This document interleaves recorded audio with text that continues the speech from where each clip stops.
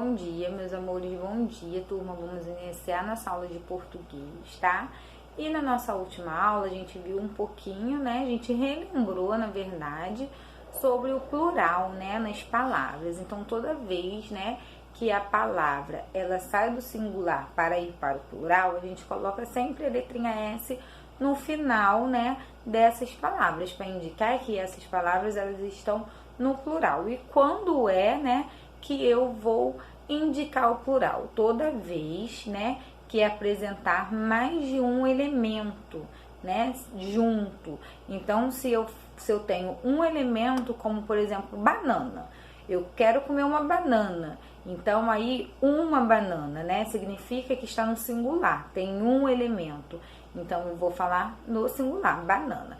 Agora, a partir do momento que eu pego duas, né, duas bananas, então aí, ó, eu já coloco no plural. Por quê? Porque aí, esse elemento, né, já não está mais no singular. Eu tenho dois elementos juntos, né, passou de um.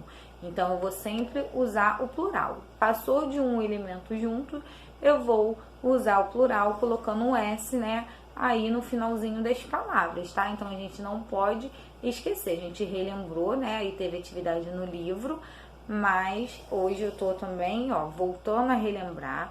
Então, por exemplo, eu tenho uma xícara na minha mão.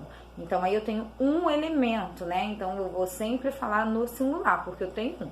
A partir do momento que eu pego uma xícara em cada mão, eu tenho duas, né? Então, se eu tenho duas, passou de uma. Se passou de um elemento junto, essa palavrinha, ela vai ficar no plural, xícaras, certo? Então, aí só voltando a relembrar, né, sobre o plural. E hoje nós vamos ver o sonzinho da letrinha E e da letrinha O nas palavrinhas, né?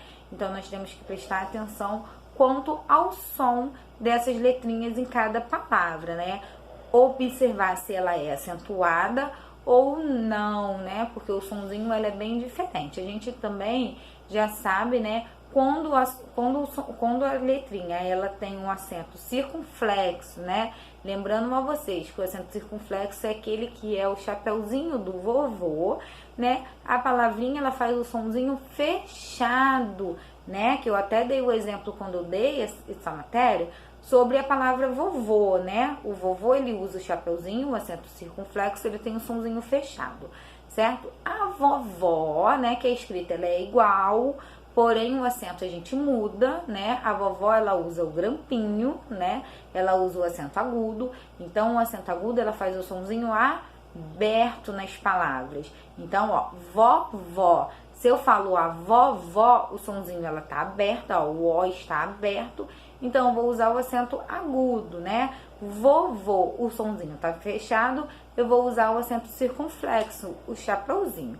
Então, essa é a diferença entre o acento agudo e o acento circunflexo. O acento agudo, ela deixa o sonzinho das palavras aberta. E o acento circunflexo, ela deixa o sonzinho das palavras fechadas, tá bom?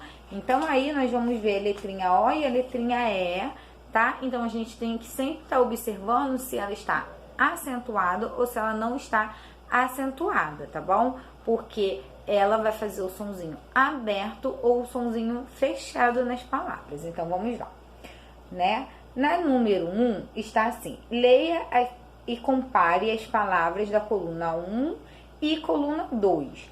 Preste atenção no som da última letra de cada palavra. Então, coluna 1 tá aí, né? Machixe, ataque, moleque e chute. Na coluna 2, você, pajé, café e francês, né? Então, a gente pode aí olhar a letrinha E, né? E ela tá fazendo um sonzinho diferente nessas palavrinhas, né? Ela tem um sonzinho da letrinha I, ó. Machixe, né? Ataque, moleque e chute, né? Aí, na coluna 1, ela tá fazendo, né? Na primeira coluna, ela tá fazendo o sonzinho em todas as palavras da letrinha I. Já na coluna 2, ela tem o sonzinho da letrinha E. Você, pajé, café e francês, tá? Então, onde ela está acentuada, ela tá fazendo o seu sonzinho correto, né? Da letrinha E. Aonde ela não está acentuada, ela está fazendo o sonzinho da letrinha I, né? Então, prestando atenção, você vai fazer aí, né, responder marcando um X, né, na A, na B e na C. Na A, como você pronunciou a letrinha E no final de cada uma dessas palavras na coluna 1? Com o sonzinho da letrinha E ou com o sonzinho da letrinha I, né? Então, você vai observar o som. B, como você pronunciou a letrinha E no final de cada uma das palavras da coluna 2? Com o sonzinho da letrinha E ou com o sonzinho da letrinha I? Letrinha C, nas palavras em que a letrinha E foi pronunciada com o som de I, a letra E está na sílaba mais fraca ou na sílaba mais forte, né? Então, a gente tem que prestar atenção, porque lembra que eu falei para você? Toda vez que a palavrinha ela é acentuada, né, que ela leva acento, ela mostra que ali é a sílaba mais forte. Então, né, na coluna 1, ela está mais fraca ou ela está mais forte? Número 2. Agora, leia e compare a pronúncia das palavras da coluna 1 com a coluna 2, prestando atenção no som da última letra de cada palavra, né? Então, na coluna 1, tato, proibido, campo, morango. Coluna 2, avô, dominó, caiabo e tricô. Então, né, prestando atenção ao sonzinho que tá fazendo, que é bem parecido, né, com o que a gente acabou de ver aí no número 1, né? A coluna 1, ela não está acentuada e a coluna 2, ela está acentuada. Então, o sonzinho das palavras, ela fica bem diferente. Então, vamos responder aí. A, B e C. Na letrinha A, como você pronunciou a letra O no final de cada palavra da coluna 1, né? Com o som da letrinha O ou com o som da letrinha U? Então, né, você vai falar novamente o que está escrito na coluna 1 e você vai ver qual o somzinho que ela vai fazer, da letrinha O ou da letrinha U, e vai marcar um X. Como você pronunciou a letra O no fim de cada uma das palavras da coluna 2, com o som da letrinha O ou com o som da letrinha U? Letrinha C. Nas palavras em que a letrinha O for pronunciada com o som de U, a letra O está na sílaba mais fraca ou na sílaba mais forte. Você vai marcar, tá bom?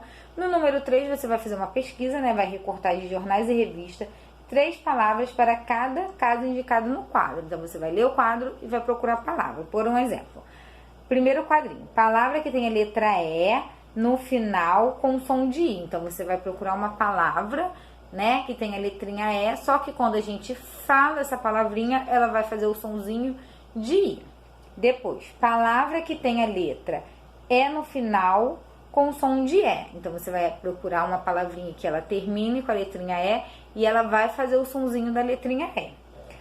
Depois, palavra que tem a letra O no final com som de U. Então, você vai ver a palavra e quando você pronuncia essa palavra com a letrinha O, se ela sair com o sonzinho da letrinha U, você vai colar. E por último, palavra que tem a letrinha O no final e ela faz o som da letrinha O. Então, você vai prestar atenção no som quando você pronuncia e também na acentuação das palavras, tá bom? Conforme a acentuação, ela vai indicar o sonzinho correto, tá?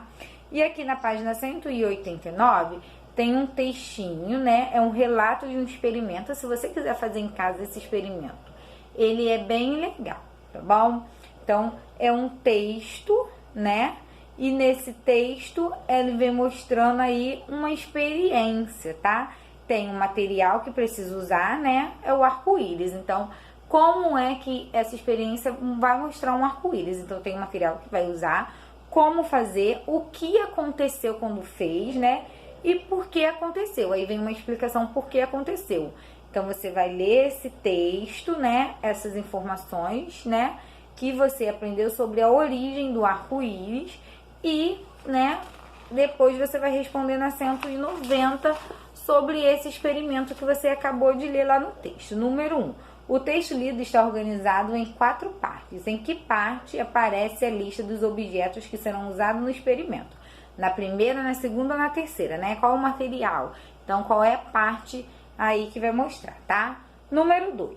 A segunda parte do texto orienta o leitor sobre a forma de realizar o experimento, né? Mostra como fazer. Então, letrinha A. Quantas etapas é preciso realizar para chegar ao fim do experimento? Escreva o número de quadro abaixo, né? Então, quantas etapas aí, né? O texto está dividido para poder acontecer certinho, né? Como fazer. Aí tem as etapas.